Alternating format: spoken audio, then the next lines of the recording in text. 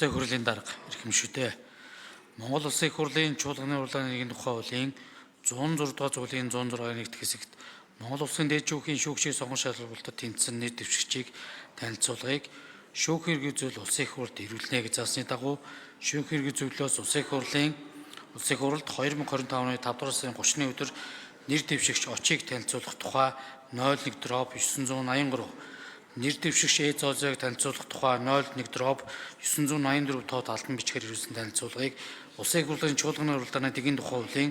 106 дугаар зүйлийн 106-гийн 2 дахь хэсэг заасан журмын дагуу хууль зэмэнгороо 2025 оны 6 дугаар сарын 10-ны өдрийн хуралдаанаараа танилцлаа. Байнгын орны хуралдааны үеэр улсын хурлын гишүүн Д. Ганбаат шүүх засаглал хараа тус байж хуулийн өрөөнд үйл ажиллагаа явуулж чадж байгаа эсэх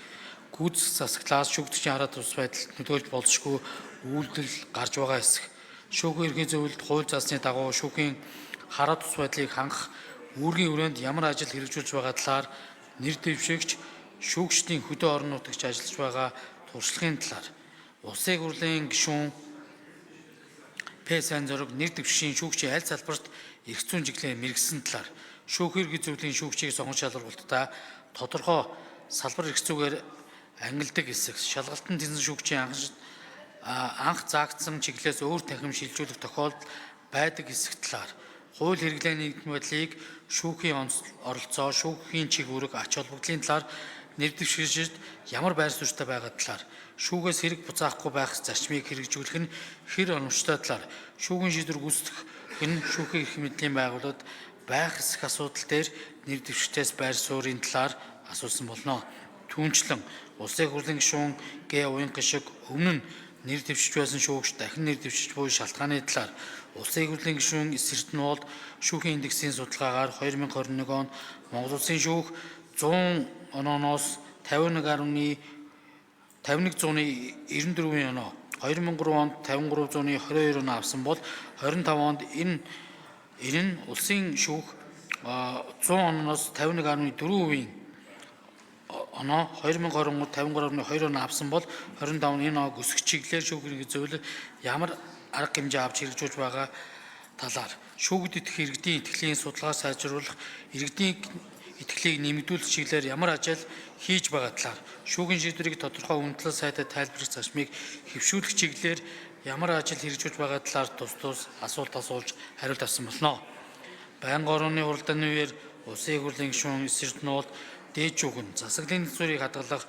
чухал институт бөгөөд иргэдийн итгэл нэмэгдэх тусам төрийн доктортой байдал үндсэн хуулийн засалт бичих боломжтой талаар шүүхийн бие даасан байдал хараа тус ажиллагаа хангах нь шударга усыг доктортой хадах талаар шүүгчид нь олон талын анализ хийж зөв бурууг дэнсэлж итгэл үнэмшилтэйгээр асуудал хандсанаар шүүхийн нэр өндөсөж нийгмийн үзий ядалт улс төрийн савлгаанаас ангид байх боломжтой эсэх талаар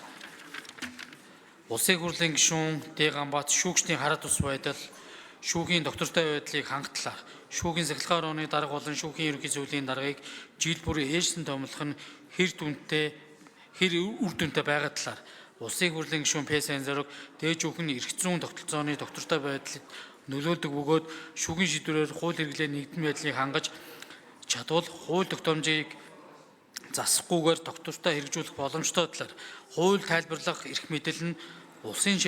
дээд шүүхэд төвлөрөх нь нэн чухал бөгөөд энэ хууль тогтоомжийн субъектив байдлаар ашигтай тайлбарлах боломжийг хязгаарлах гол механизм болж буй талаар эрх зүйн тогтолцооны доктортой байдлыг хангадаг талаар улсын дээд шүүхийн зөвхөн эрх зүйн хэрэглээг хууль хэрэглээний нэгдсэн байдлыг нэгтгэхээс гадна хууль тогтоомжийг боловсронгуйлахад